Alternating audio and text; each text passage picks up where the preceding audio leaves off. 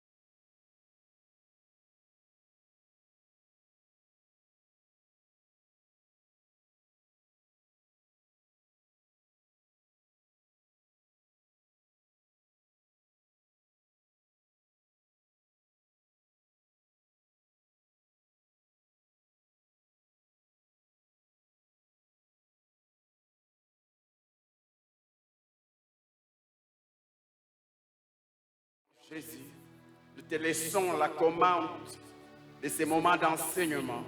Nous te laissons la direction de ces moments d'instruction. Nous te prions, Seigneur Jésus, de passer par ces messages afin de nous instruire, afin de nous faire connaître la volonté du Père. Notre Père, nous te bénissons, Seigneur Jésus-Christ. Merci pour l'absence totale de toute force occulte en ce lieu. Aucune puissance occulte n'aura de la puissance en ce lieu. Nous te bénissons. Voilà pourquoi nous t'acclamons, Jésus. Amen. Que Dieu vous bénisse. Nous sommes dans Luc chapitre 17. Luc chapitre 17, 12 à 19. Luc chapitre 17, 12 à 19. La Bible dit, comme il entrait dans un village, des lépreux vinrent à sa rencontre. Se tenant à distance, ils élevèrent la voix et dirent, Jésus, maître, aie pitié de nous. Et qu'il les y vit, il leur dit, allez vous montrer au sacrificateur. Et pendant qu'ils y allaient, il arriva qu'ils furent guéris. L'un d'eux, se voyant guéri, revint sur ses pas, glorifiant Dieu à haute voix. Il tomba sur sa face aux pieds de Jésus et lui rendit grâce. C'était un Samaritain. Jésus prenant la parole dit, les 10 n'ont-ils pas été guéris? Et les 9 autres, où sont-ils? Ne s'est-il trouvé que cet étranger pourrait venir et donner gloire à Dieu? Puis il lui dit, lève-toi, va, ta foi t'a sauvé. Amen. Que Dieu vous bénisse. Salut ton frère, salut ta sœur. Je vous salue tous au nom précieux de Jésus-Christ. Est-ce que je peux entendre ton amen? Est-ce que je peux être encouragé par ton amen? Toi qui as dit amen, que le Seigneur te bénisse. Alléluia. Depuis le dimanche, nous sommes en train de parler d'un sujet que l'on a intitulé la gratitude. Dis après moi, la gratitude. Par gratitude, nous avons dit que c'est un sentiment de reconnaissance et d'appréciation envers quelqu'un ou quelque chose qui a apporté un bienfait, un avantage ou une expérience positive. C'est aussi la reconnaissance pour un service ou un bienfait réussi. Nous avons l'exemple de l'un des 10 lépreux qui, après avoir constaté sa guérison, était retourné auprès de Jésus pour les remercier. Alléluia. Nous avons aussi dit que nous devons exprimer notre reconnaissance envers les hommes et envers Dieu.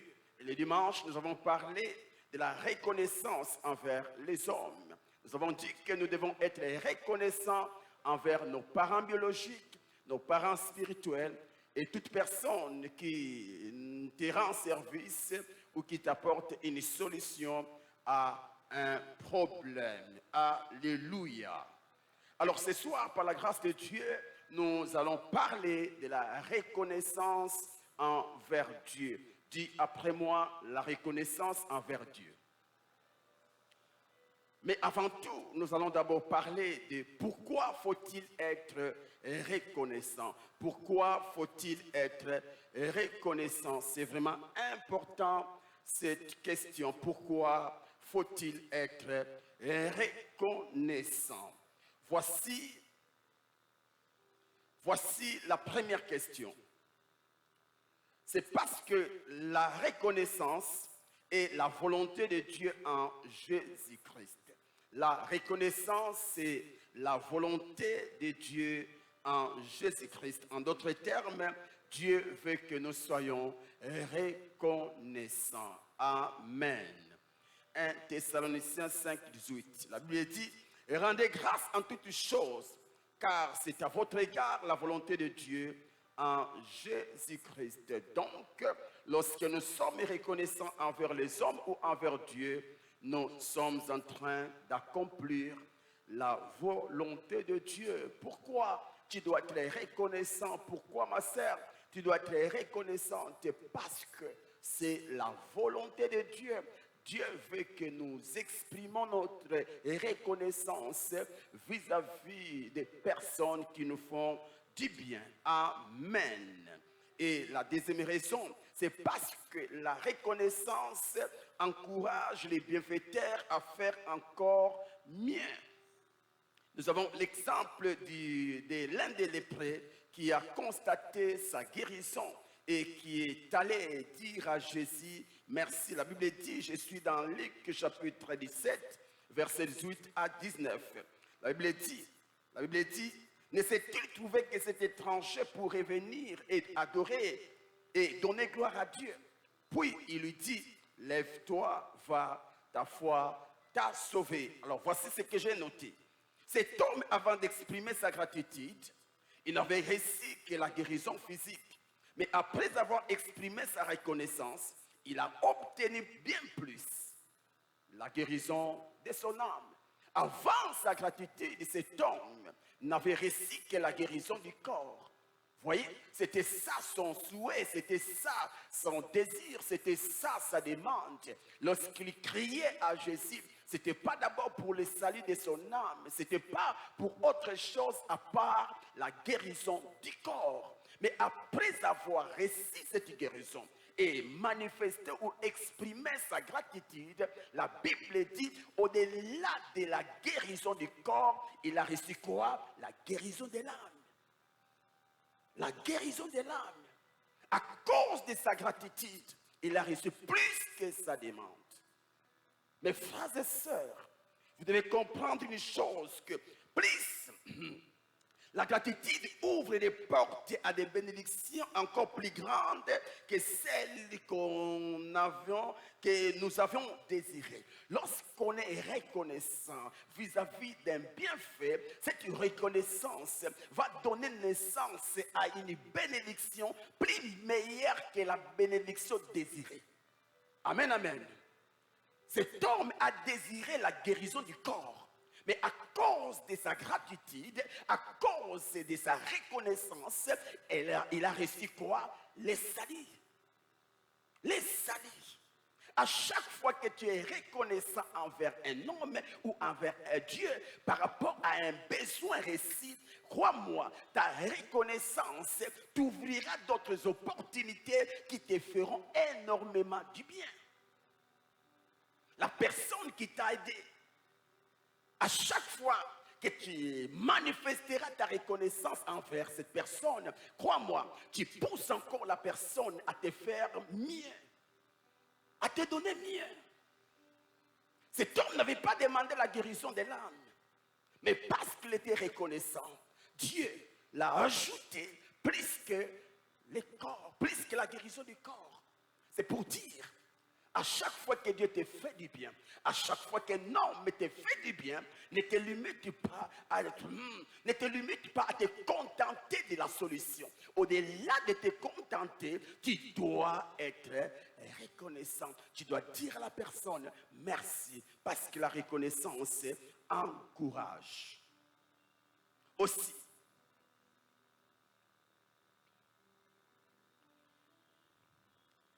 plus tu es reconnaissant à Dieu pour les souffles de vie, plus Dieu va te donner au-delà du souffle de vie, la bonne santé et la longévité. Le dimanche, nous avons dit que nous devons exprimer notre reconnaissance envers Dieu par rapport au souffle de vie. Et si chaque matin, tu dis à Dieu merci pour le souffle de vie, en soi, mon frère, tu es en train de dire à Dieu, Seigneur, au-delà du souffle de vie, accorde-moi la bonne santé. Car la valeur du souffle de vie, c'est la bonne santé. Quelqu'un qui est malade n'a plus besoin, si cette maladie n'est pas traitée, cet homme va plus désirer la mort que rester en vie. Parce qu'un homme en vie, malade, n'est pas différent d'un homme qui n'est pas en vie. L'objectif de la maladie, c'est de nous tuer. Vous voyez? Alors, quand tu es reconnaissant à Dieu à cause du souffle de vie que beaucoup négligent, crois-moi, tu es en train de pousser Dieu à te donner au-delà du souffle, à te donner la bonne santé. Au-delà de la bonne santé, il va te donner quoi? La longévité. La longévité. Voilà pourquoi sois reconnaissant. Chaque matin, dis à Dieu merci pour la vie, merci pour les souffles de vie. Alléluia. Nous allons en parler tout à l'heure. Aussi, pourquoi devons-nous être reconnaissants? Parce que l'ingratitude blesse le cœur du bienfaiteur. L'ingratitude blesse le cœur du bienfaiteur. Et si cette blessure n'est pas traitée, elle finira par changer la personne. Mes frères et sœurs, à chaque fois que nous exprimons l'ingratitude envers une personne, envers un bienfaiteur, croyez-moi, notre acte blesse le cœur de la personne qui t'a aidé. Ni enseigne me dira que lorsqu'il fait du bien à quelqu'un et cette personne, à la place d'exprimer la gratitude, lui donne l'ingratitude et me dira qu'il est dans la joie, qu'il est... Non. L'ingratitude blesse toujours. L'ingratitude blesse. L'ingratitude blesse. Et si cette blessure n'est pas guérie, elle finira par changer la personne. C'est là que vous allez entendre des gens dire pourquoi? Je ne sais pas qu'est-ce qu'on dit là. Il y a des gens qui aujourd'hui ne font plus du bien aux gens juste parce qu'ils ont été exposés à l'ingratitude. L'ingratitude n'encourage pas. L'ingratitude blesse. Blesse. Alléluia. Aussi. Parce que, pourquoi devons-nous être reconnaissants? Parce que l'ingratitude est la jumelle de l'orgueil. Waouh! Mes frères et sœurs, Dieu est contre l'ingratitude parce que l'ingratitude est la jumelle de l'orgueil. Partout où il y a l'orgueil, il y a l'ingratitude. L'orgueil marche toujours de pair avec l'ingratitude. C'est qui un orgueilleux? C'est la personne qui pense avoir ce qu'il a grâce à ses efforts. C'est la personne qui pense être ce qu'il est grâce à ses propres efforts. Alors que même si ce sont tes efforts qui t'ont donné la chose, c'est qui est vrai. Si Dieu ne t'avait pas donné le souffle de vie, tu n'auras pas la chose que tu as par tes efforts. En soi, l'orgueil, mes frères et sœurs, c'est une forme d'ingratitude. Où tu penses avoir ce que tu as par tes propres efforts. Où tu penses être ce que tu es par tes propres efforts. Alors que c'est une grâce que tu as reçue. Là où il y a l'ingratitude, il y a l'orgueil. Nous avons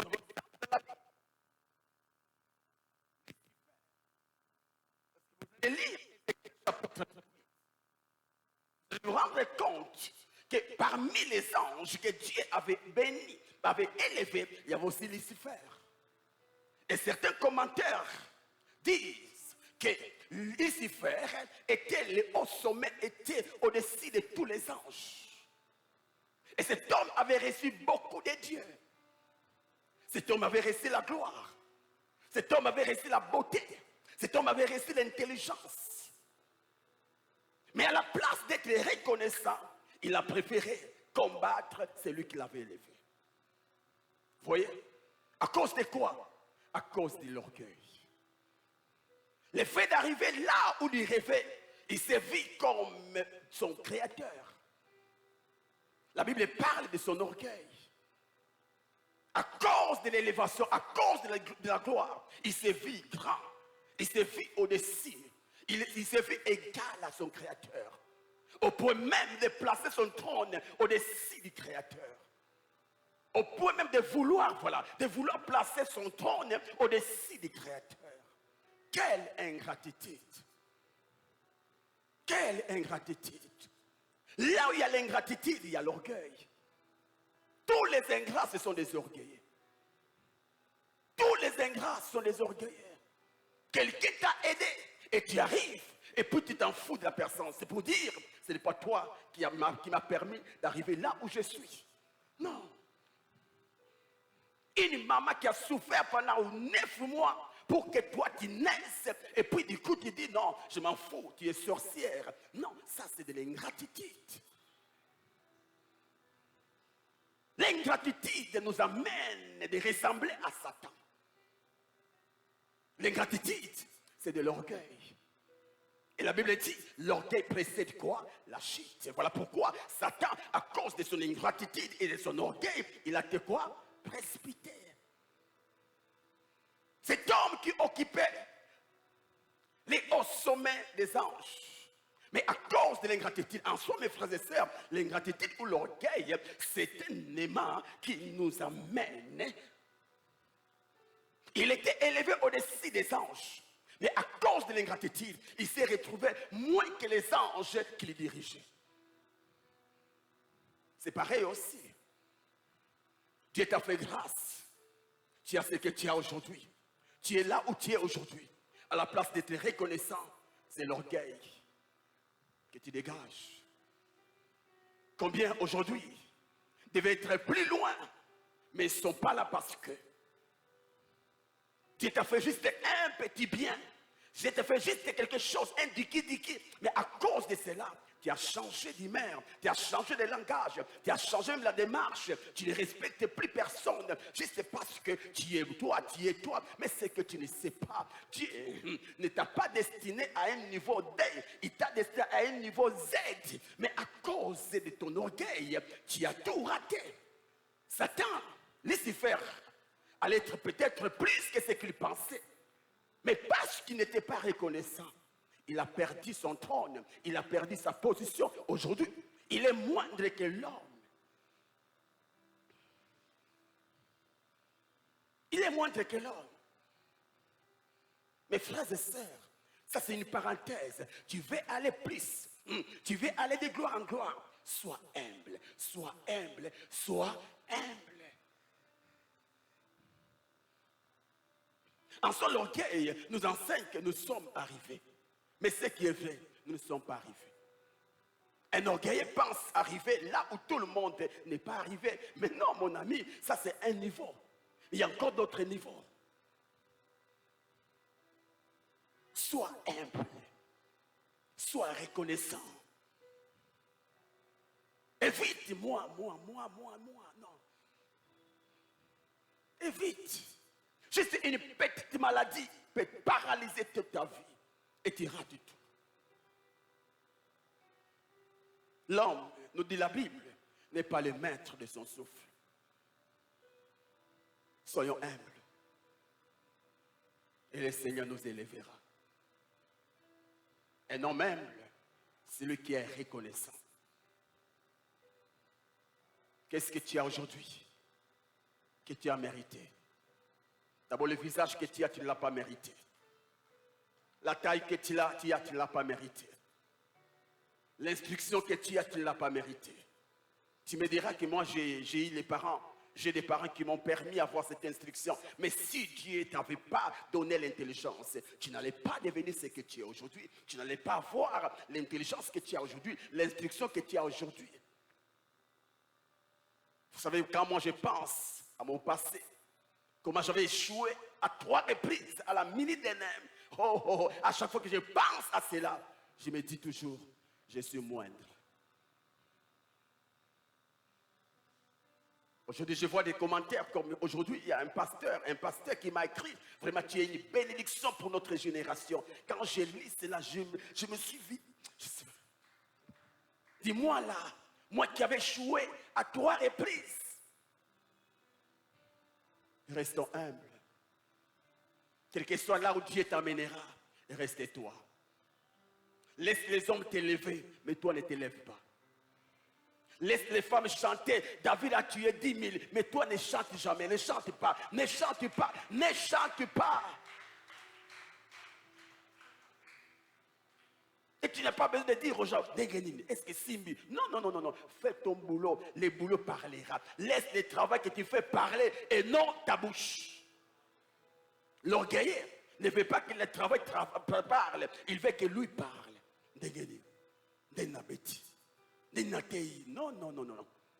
Si tu as bien travaillé, même si tout le monde ne parlera pas, il y aura quelqu'un qui dira non. C'était fantastique, c'était fort, c'était wow. Restons humbles, car le meilleur est à venir. L'ingratitude, c'est la jumelle de l'orgueil. Tu n'es pas encore arrivé. Et sous le soleil, personne n'arrivera. Sous le soleil, personne n'arrivera. Tu veux une dimension, une autre se révèle. Tu veux la dimension, tu as la dimension, une autre se révèle. Plus tu avances dans la vie, plus tu t'approches des défis.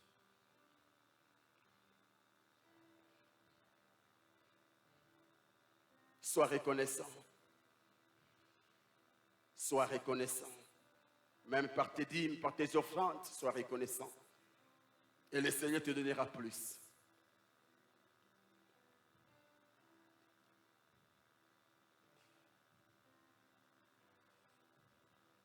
L'ingratitude nous chasse de notre position de grandeur pour nous faire asseoir dans une position d'humiliation.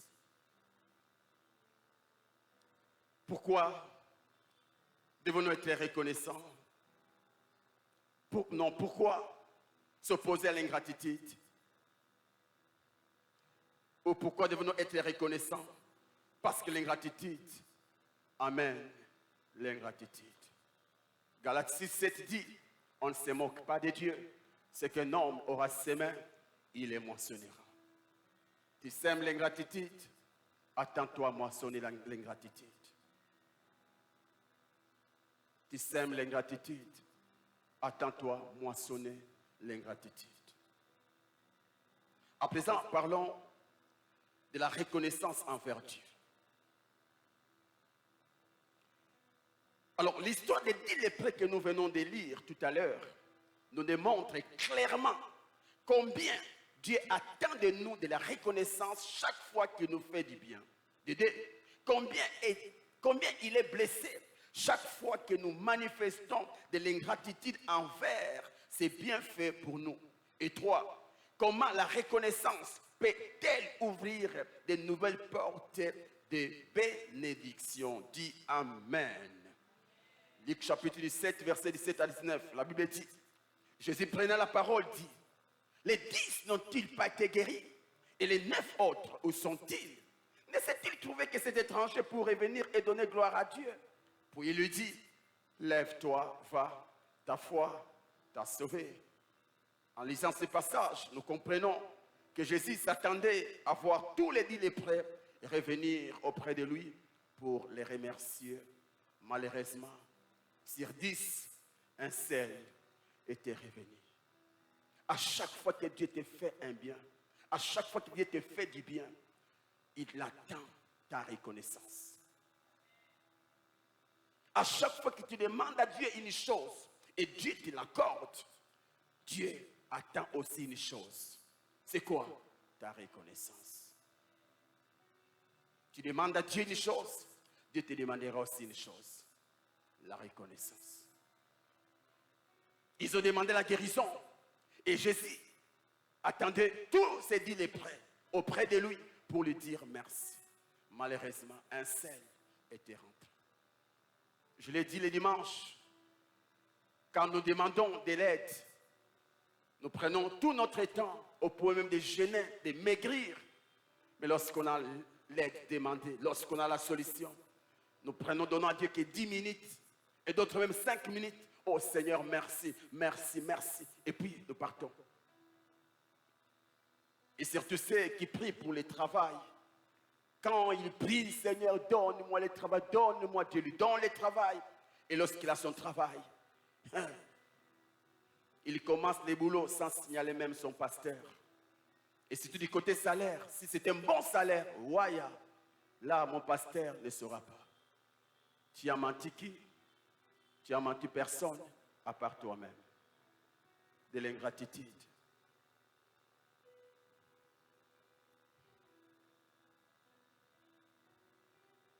Nous avons dit que l'ingratitude blesse les cœurs du bienfaiteur. Jésus dit, mais ils étaient à 10. Où sont les 9 autres? Ces éléments. Donc Jésus était blessé. Voir que parmi les 10, un seul était rentré pour lui dire merci.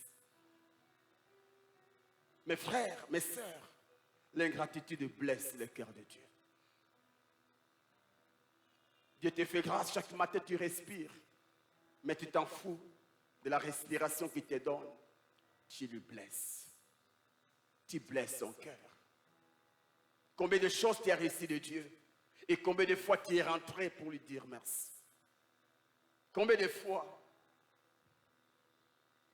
Mais lorsqu'on est reconnaissant, comme nous l'avons dit, au-delà de la chose demandée, nous recevons plus meilleur. Il a demandé la guérison du corps, mais il a reçu au-delà de la guérison de l'âme. Demande, c'est bien, mais si tu es reconnaissant, tu auras plus que ta demande. Alors, rapidement, voici quelques raisons qui doivent nous pousser tous à exprimer notre reconnaissance envers Dieu. Voici quelques raisons qui doivent nous motiver à toujours dire à Dieu merci. Voici la première raison. Nous l'avons parlé le dimanche. Le souffle de vie. Dis après moi, le souffle de vie. Et si je vais essayer un peu d'entrer dans les détails. Genèse 2, verset 7. La Bible dit, l'Éternel Dieu forma l'homme de la poussière de la terre. Il souffla dans ses narines un souffle de vie. Et l'homme devint un être vivant.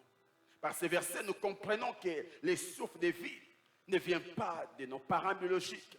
Le souffle de vie que nous avons vient de l'Éternel. C'est un don de Dieu. Aussi, Par ces passages, nous comprenons, mes frères et sœurs, l'homme est homme grâce au souffle. Avant que Dieu souffle sur ses narines, l'homme est resté comme une statue. L'homme ne bougeait pas.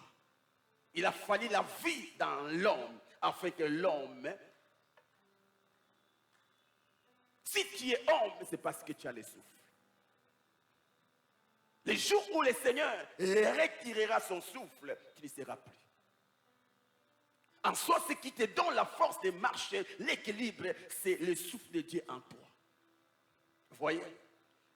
Et n'oubliez pas, de la même manière qu'il a été capable de placer son souffle en toi, de la même manière aussi, il est capable de le retirer. Voilà pourquoi Job dit, il a donné. Et il a fait quoi? Il a retiré. Il a retiré. Alors ne sois pas orgueilleux. Parce que même tout ce que tu as là est les fruits du souffle que Dieu t'a donné. Les jours où le Seigneur te prendra le souffle, tout ce que tu as, ce sont les autres qui vont en bénéficier. Reste calme. Ne dis pas je suis fort, je suis fort. Prenez un catcheur très fort, mort. Et un petit de 5 ans en face de ce catcheur. Vous verrez que c'est le petit qui va gagner.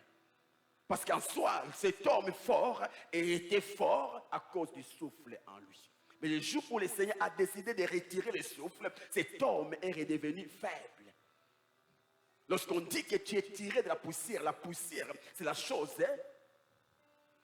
Tout le monde peut marcher sur une poussière. L'homme, en soi, tu es la poussière. Ce qui fait de toi ce que tu es, c'est la vie que Dieu a placée en toi. Le jour où le Seigneur prendra la vie, tu comprendras que tu étais nul. Voilà pourquoi on n'enterre pas l'homme au-dessus des toitures, au-dessus, mais on l'enterre où? Tu es poussière, tu retourneras de la poussière. Si tout le monde savait ces choses, personne n'allait être orgueilleux. Tu ne verras jamais la terre être orgueilleuse. Combien la terre est importante pour l'homme. Combien. Même la stabilité, c'est grâce à la terre.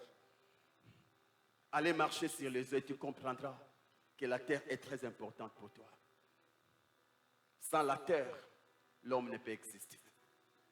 Mais regarde la terre. Elle est restée humble. Jamais elle s'est dit, c'est moi, jamais. Si tu retournes dans ton état initial, tu resteras humble. Tu es poussière, tu es poussière. Alléluia. Oh.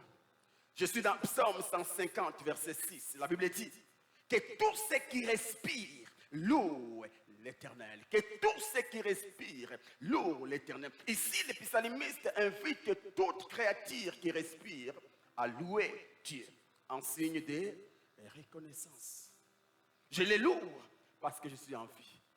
Je les loue parce que je respire. Je les loue parce que je suis en vie. C'est la reconnaissance. Lorsqu'il s'agit de louer Dieu, ne le loue pas d'abord parce que tu as réussi la solution à ton problème. Loue-le parce que tu as envie. Car parmi les morts, il n'y a pas de louange. Il n'y a pas de louange. N'attends pas les louer lorsque les choses marcheront. Même quand les choses ne marchent pas, loue-les. Juste parce que tu as plus que ce que tu cherches. Les souffles de vie.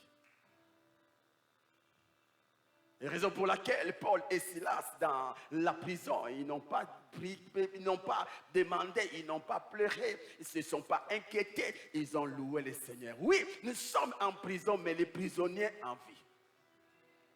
Parce qu'on a la vie. Qu'est-ce que la Bible dit? Parce que la vie a encore quoi? De l'espérance. Parce que j'ai le souffle, je crois qu'un jour, je sortirai de cette prison. Et c'est ce qui s'est passé. Je les loue parce que je sais, parce que je suis en vie, je sortirai de cette situation. Il n'y a plus d'espérance pour les morts, mais pas pour les vivants. Voilà pourquoi, mes frères, en cette fin de l'année, sois un louangeur. Loue beaucoup le Seigneur. Danse. Devant tes ennemis, ne pleure pas. Danse. Danse. Oh là là, là là. Il faut intercéder parce que ma tablette est presque à la fin. Oh la charge, oh mon Dieu.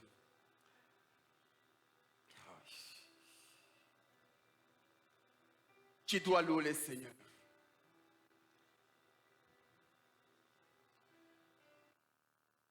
Ah, ok. Pourquoi? Voici la deuxième raison qui doit nous pousser à exprimer notre reconnaissance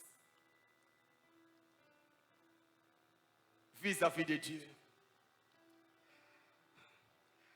C'est l'œuvre de Jésus-Christ à la croix. C'est l'œuvre de Jésus-Christ à la croix.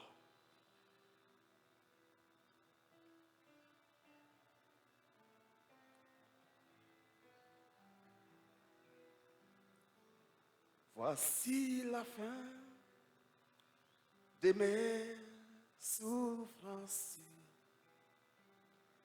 Parce qu'en Jésus,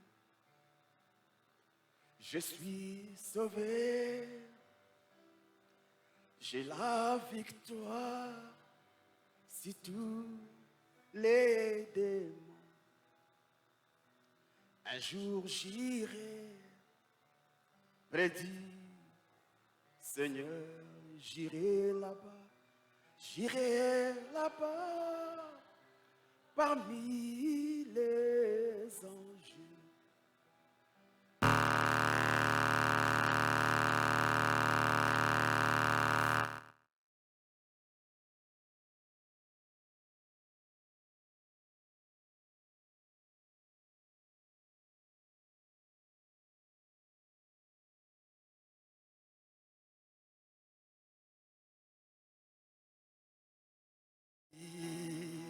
Waouh!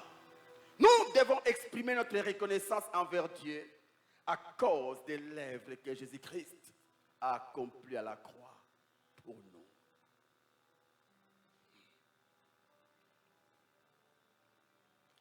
À cause de ce que Jésus a accompli à la croix pour nous.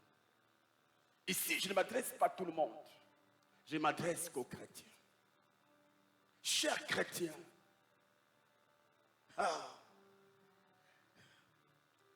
il n'y a pas un sujet plus bénissant que le sujet appelé l'œuvre de Jésus-Christ à la croix.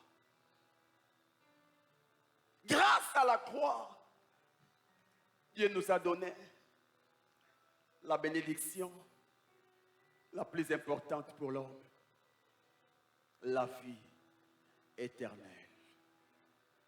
La Bible dit dans Jean 3,16, car Dieu a tant aimé le monde qu'il a donné Jésus-Christ, afin que quiconque croit en lui ne périsse point, mais qu'il y ait pas les mariages, mais qu'il y ait pas les voyages, mais qu'il y ait pas les enfants, pas l'argent, la vie éternelle. La vie éternelle vaut mieux que tout. Matthieu 16, 26 dit, que servirait-il à un homme de gagner le monde entier s'il perdait son âme? Que servirait-il à un homme? Mes frères, des fois, nous négligeons la vie éternelle. Mais la vie éternelle, c'est mieux que la bonne santé. La vie éternelle, c'est mieux que l'argent. C'est pourquoi Satan, jusqu'à aujourd'hui, il s'attaque à ça, à Dieu. Il s'attaque à l'homme. Mais pourquoi? Parce qu'il a perdu l'essentiel. Avant sa chute, Satan ou Lucifer avait l'essentiel. Mais après la chute, il a perdu l'essentiel. Et Circé, il s'attaque aux hommes justes pour les bloquer et aussi avoir l'essentiel. Si la vie éternelle n'était pas importante, Satan n'allait pas t'attaquer. Mon frère, ma soeur, Satan ne t'attaque pas parce qu'il ne veut pas ton mariage. Non, non, non. Il ne t'attaque pas parce qu'il ne veut pas ta bonne santé. Non, il t'attaque juste pour t'empêcher d'aller au ciel. Si le ciel n'existait pas, Satan n'allait pas te déranger. N'allait pas te déranger. Là, c'est la raison pour laquelle tu vas constater qu'avant de donner ta vie à Jésus, tout allait bien, hein, tout allait bien, hein, tout allait bien. Vous voyez, tu n'avais pas de combat que tu as aujourd'hui, tu n'avais pas de maladie que tu as aujourd'hui. Mais depuis les jours où tu as donné ta vie à Jésus, tout a basculé. Toi qui tombais rarement malade, tu commences à tomber malade. Toi qui avais moins de combats, tu commences à avoir beaucoup de combats. En soi, Satan t'a déjà ciblé et il va tout faire pour t'empêcher d'aller au ciel. Et toutes ces situations qui se créent dans ta vie, l'objectif c'est quoi? T'empêcher le ciel. Voilà pourquoi n'acceptez pas les choses secondaires, t'empêcher à avoir les choses essentielles. Voilà pourquoi chaque matin, chaque soir, dis à Dieu, merci pour la vie éternelle. Merci pour la vie éternelle. Merci.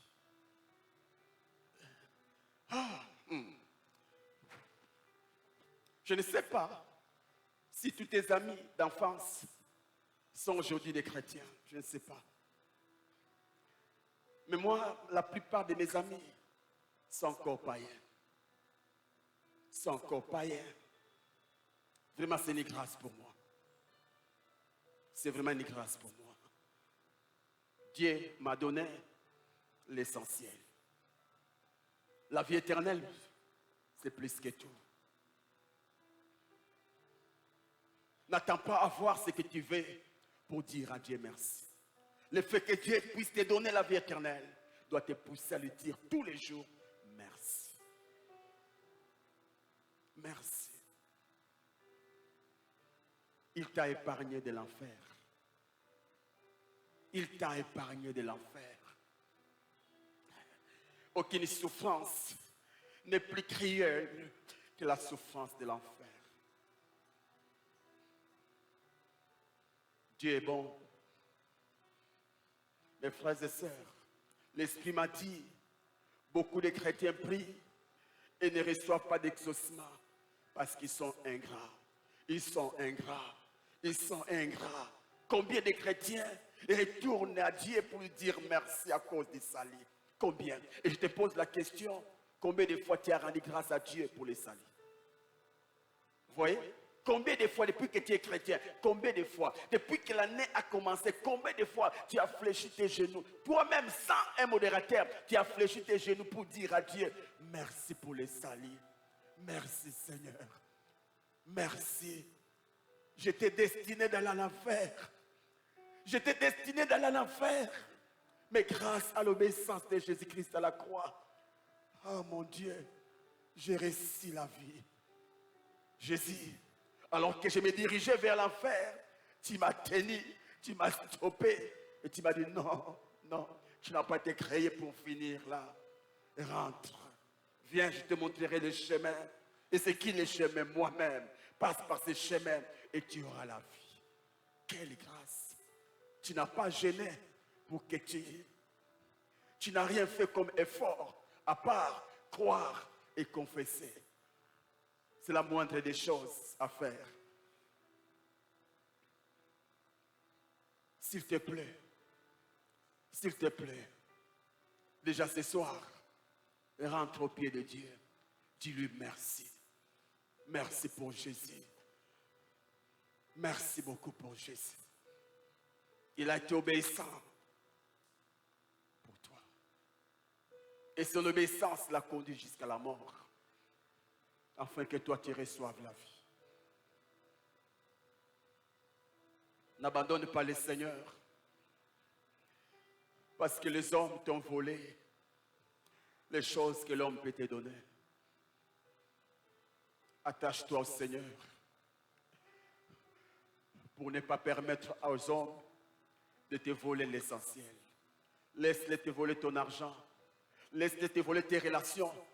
Laisse-les te voler ta santé. Mais ne les permets pas de te voler l'essentiel. La vie éternelle.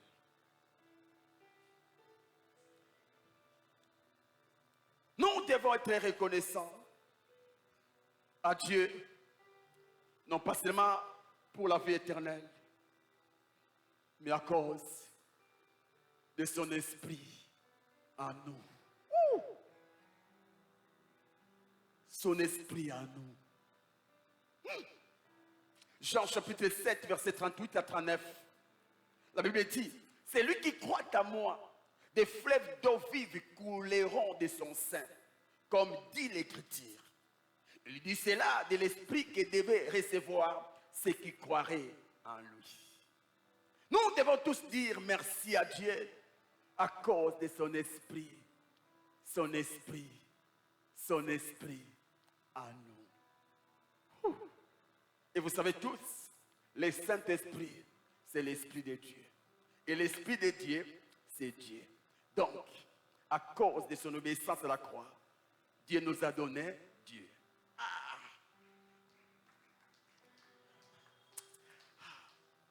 Et voilà pourquoi l'apôtre Paul dit, lui qui n'a pas épargné son propre fils, pour toi, il n'a pas épargné Jésus. Comment, combien, c'est Dieu, ne nous donnera-t-il pas ce que nous demandons? Si Dieu ne t'a pas privé Dieu, à combien plus faut te ce que tu cherches? Mes frères et sœurs, ce que tu cherches n'est pas plus que ce que tu as.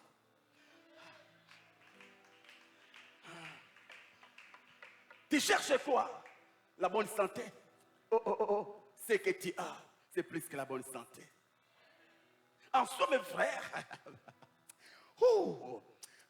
en soi, quand nous abandonnons Dieu à cause des choses qu'on fait, en réalité, nous sommes en train de dire à Dieu, on s'en fout de la source qui est en nous, qui produit la chose qu'on cherche. Parce que ce qui est vrai, c'est que tu cherches à une origine. C'est Dieu. Donc le fait que Dieu soit en toi te permettra d'avoir tout ce que tu veux. Et Dieu t'a donné Dieu pour dire, parce que tu as Dieu, tu as tout. Mes frères, nous avons le Saint-Esprit. Allez poser la question à Saoul et te dira l'importance d'avoir le Saint-Esprit. L'importance d'avoir le Saint-Esprit. Allez poser la question à Samson et te dira l'importance du Saint-Esprit. Allez poser la question à Jésus et te dira l'importance du Saint-Esprit. Oh mon Dieu, mon Dieu. Allez voir Samson, ce qui faisait sa force, c'est l'esprit. Mais les jours où il a perdu l'esprit, cet homme était devenu un homme normal. En soi, mes frères, le Saint-Esprit en nous fait de nous des hommes.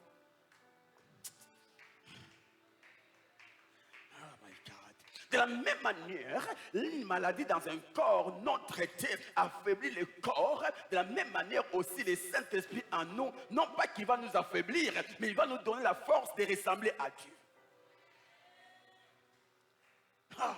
Les problèmes, c'est quoi? Beaucoup de chrétiens ont de l'or, ont un diamant en eux, mais qu'ils négligent. Vous savez, la valeur d'un diamant dépend de là où il est. Tu n'as pas compris. Prends un diamant, place-le entre les mains d'un bébé. Un diamant qui coûte cher. Mais parce que le bébé n'est pas conscient du valeur du diamant, ce bébé va mourir pauvre alors qu'il a l'argent. Beaucoup de chrétiens ne profitent pas de la présence du Saint-Esprit en eux parce qu'ils ne sont pas conscients de la valeur du Saint-Esprit en eux. Les jours où vous connaîtrez sa valeur en vous, même votre façon de parler, de marcher, de voir les choses changeront. Un homme, lorsqu'on lui nomme ministre, il n'a pas besoin qu'on écrive sur sa tête ministre. Mais le fait qu'il soit conscient de son nouveau statut lui permettra même de marcher différemment de la manière dont il marchait avant qu'il soit ministre.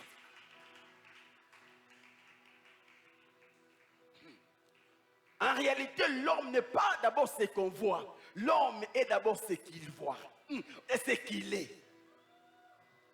L'homme n'est pas d'abord ce qu'on voit. L'homme est d'abord ce qu'il est. Voilà pourquoi la Bible dit, Dieu ne regarde pas ce qui frappe à l'œil. Dieu regarde l'intérieur. Tu es ce que tu es grâce à ce qui est en toi. Qu'est-ce que tu as? Ce que tu as détermine ce que tu es. Tu n'as pas compris. Ce que nous avons détermine ce que nous sommes.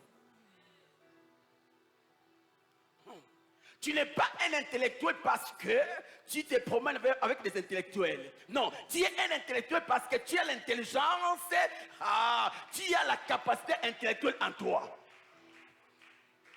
Mes frères, ce qui fait notre force, ce n'est pas ce que nous déclarons d'abord. Non, parce que tu peux déclarer le contraire de ce que tu es. Nous sommes ce que nous sommes grâce à ce que nous avons. Nous avons le Saint-Esprit. Et grâce au Saint-Esprit en nous, nous sommes appelés enfants de Dieu. Le Saint-Esprit en toi et puis échoué. Non, tu as échoué parce que tu penses avoir quelque chose comme toutes les choses en toi. Mais frère, la présence du Saint-Esprit, c'est plus que toi-même, c'est plus que toi-même. Le Saint-Esprit en toi, c'est plus que même toi-même. Quel privilège que nous ayons en nous le Saint-Esprit. Tu peux passer des jours et des jours en train de dire à Dieu merci, juste pour le Saint-Esprit. Parce que le Saint-Esprit, c'est la source des prophéties. Le Saint-Esprit, c'est la source de la puissance. Le Saint-Esprit, c'est la source de l'intelligence. Le Saint-Esprit, c'est la source de la force. Tout ce dont l'homme a besoin, le Saint-Esprit peut lui accorder cela. Tu veux la guérison, le Saint-Esprit. Tu veux le mariage, le Saint-Esprit. Tu veux le travail, le Saint-Esprit. Mes frères et sœurs, là où tes relations ne peuvent t'amener, le Saint-Esprit peut t'introduire là-bas. Oh my God. Ce que vous ne savez pas, le Saint-Esprit n'a pas de limite. Le Saint-Esprit est présent même là où il n'est pas le bienvenu. Le Saint-Esprit, dans sa casquette de Dieu, un Dieu omniprésent, il est partout où il y a l'homme. Donc même là où il y a l'homme qui doit t'introduire, il est présent. Et si tu peux bien collaborer avec lui, tu ne comprendras pas. Sur ton lit, quelqu'un t'appelle pour te dire, on m'a passé ton numéro. Mais qui t'a passé mon numéro? Non, non, je ne sais pas. Non, non, non, il y a le Saint-Esprit. Parce que le Saint-Esprit parle. Le Saint-Esprit se révèle. Je n'échouerai pas. Tant que j'aurai à moi la source de tout, je n'échouerai jamais. Je réussirai. Oh, toi qui as le Saint-Esprit, tu n'échoueras jamais. Toi qui as le Saint-Esprit, tu n'échoueras jamais. Ah, toi qui as le Saint-Esprit, tu finiras par réussir. Acclame le Saint-Esprit. Acclame le Saint-Esprit. Nous avons le Saint-Esprit. Nous avons l'âme fidèle. Oh my God. Oh mon Dieu. Vous savez, oh ces derniers temps, je suis dans la joie. Des fois quand quand j'entends des gens dire, oh Dieu, Dieu, Dieu, Dieu est en train de faire du bien, Dieu. Mais non, tu as prêché, nous sommes touchés par ton message. J'ai ri à moi. Vous savez quoi, mon secret? C'est mon coach. Mon coach. À chaque fois que je vais préparer un message,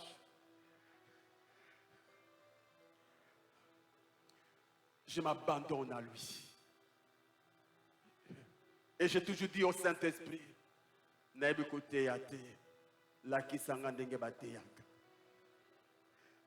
parce que yo mutalobi la papa, mais parce que lobi angonanzela na yo la papa et kopambola moto. Pour dire quoi? Le secret, c'est le Saint-Esprit. Il donne la distinction. Grâce au Saint-Esprit, une étrangère appelée Esther était devenue la reine dans un pays étranger. Grâce au Saint-Esprit, un esclave appelé Joseph était devenu le numéro 2 après le roi Pharaon. Mon frère, néglige tout. Ne néglige pas le Saint-Esprit. Le Saint-Esprit en toi, c'est plus que ce que tu cherches. Le Saint-Esprit en toi, c'est plus que l'or. C'est plus que l'argent.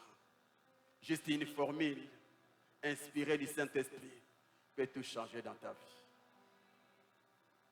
Dans ton domaine d'appel, tu veux émerger, invite le Saint-Esprit.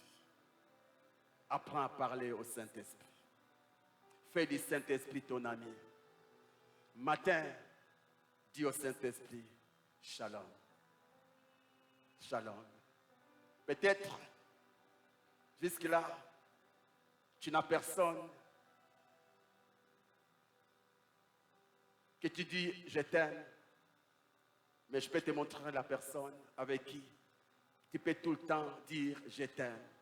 Le Saint-Esprit. Le seul qui ne peut jamais te décevoir. Le seul ami qui ne peut jamais te critiquer. Le seul ami qui ne peut jamais chercher ton malheur.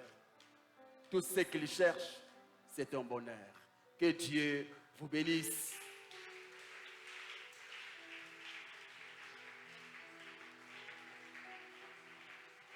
Commence à rendre grâce à Dieu, commence à dire merci à Dieu. Merci à Dieu pour l'œuvre de la croix. Merci à Dieu pour l'œuvre de la croix. Grâce à la croix de Jésus, tu as l'essentiel, la vie éternelle. Grâce à la croix de Jésus-Christ, tu as le Saint-Esprit. Oh, Yamashakante Babas. Oh, Abba Santa. Mon Dieu, laisse les hommes te voler tout. Mais s'ils ne t'ont pas volé le Saint-Esprit, ils ne t'ont rien pris. Les hommes te voleront tout. Mais s'ils te laissent avec le Saint-Esprit, ils ne t'ont rien volé. Car tu as la source qui produit tout. Mon Dieu, ils t'ont volé les pains. Mais ils t'ont laissé avec la boulangerie. Tant que tu auras la boulangerie, ne t'inquiète pas pour les pains, car tu as la machine qui produit les pains. Tant que tu as le Saint-Esprit, ne regrette pas. Oh mon Dieu, les choses finiront par changer. Les choses finiront par changer. Oh, commence à dire merci. Merci au Saint-Esprit, l'ami fidèle. Dieu t'a donné le Saint-Esprit. Oh, sa présence en toi prouve à suffisance combien tu as de prix aux yeux de Dieu, combien tu as de la valeur aux yeux de Dieu, combien tu as de la considération aux yeux de Dieu. Même si les hommes ne te considèrent pas, le fait que tu aies l'Esprit de Dieu en toi suffit pour que tu croies que tu as de la valeur, tu as du prix, tu as de la valeur, tu as du prix, tu as de la valeur. Oh mon Dieu.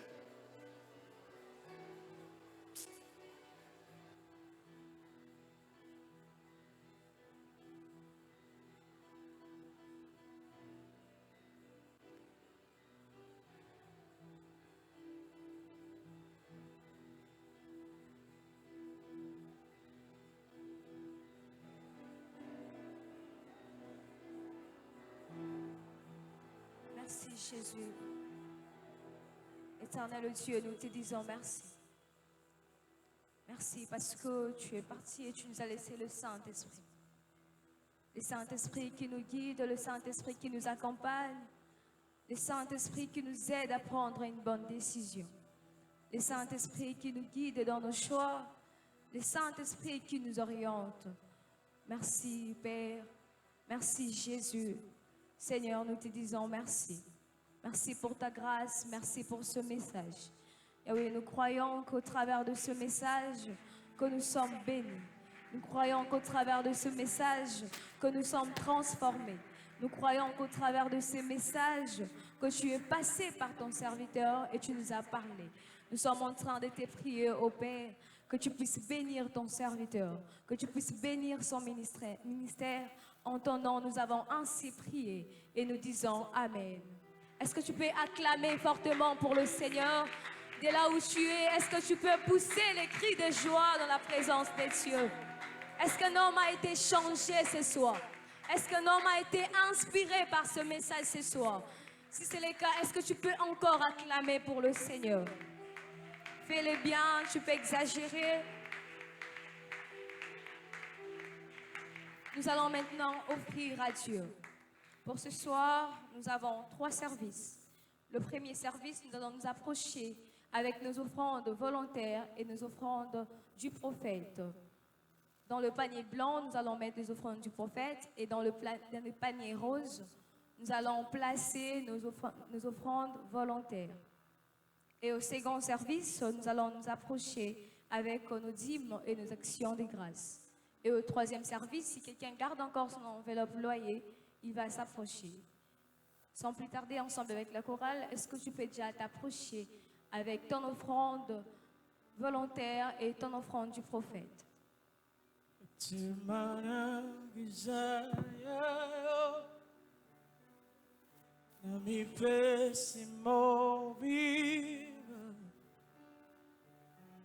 Como pena queimou e zonganao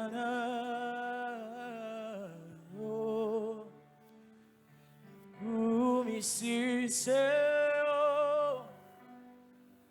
Nagumba melio Kolona ye koloba ete nalingio Otemana gizayayo Nami pesimo bimba Talaro kumu pena kemo Isongana